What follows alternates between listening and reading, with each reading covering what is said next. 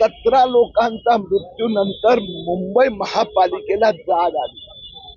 आता त्यांनी आदेश काढले 40 बाय 40 फूट पेक्षा कोणतंही होर्डिंग मोठं नको, त्यांची क्षमता 1 ते 58 किलोमीटर वायुगतीची असली पाहिजे।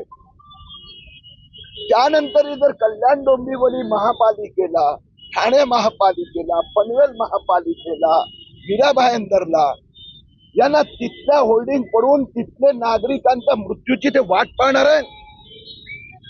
मी आज महापालिका आयुक्तांशी बोललो, ताबडतोब 24 तासात सगळ्या होल्डिंग धारकांना नोटिस केल्या पाहिजे। जो होल्डिंग 40 बाय 40 पेक्षा मोठा आहे, सुप्रीम कोर्टाने रेल्वेला पण आदेश दिला, त्या होल्डिंग संबंधित ताबडतोब डिमोलेशनची ऑर्डर निघाली पाहिजे।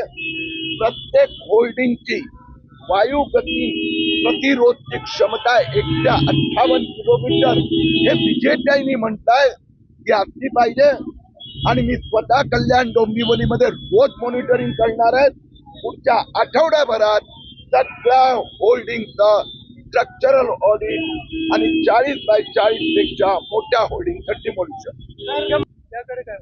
मी पोलीस अधिकारी, महापालिका अधिकाऱ्यांची पण चर्चा केली आहे। स्थानिक भारतीय जनता पक्षाचे नेते वरुण पाटील, अन्य लोकांची पण पोलीस या होल्डिंगच्या दुर्घटनेसंबंधी FIR घेत आहेत, त्यांचा प्रोसेस सुरू झाला आहे।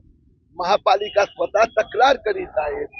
त्यात हा मुद्दा येणार, जर महापालिकेचा अधिकाऱ्याला किंवा ते होल्डिंग लावणाऱ्या कंपनीला जर माहित होतं की हे बेकायदेशीर होतं तर त्यांच्यावर कारवाई होणार। मुख्यमंत्र्यांनी आदेश मी कल्याण महापालिका, डोंबिवली महापालिका आयुक्तांना बोललो आहे, 48 तासात जर नोटीस निघून कारवाई सुरू झाली नाही तर कल्याण महापालिका, डोंबिवली महापालिका आयुक्तांवर पण कारवाई करण्याची मी मागणी करणार।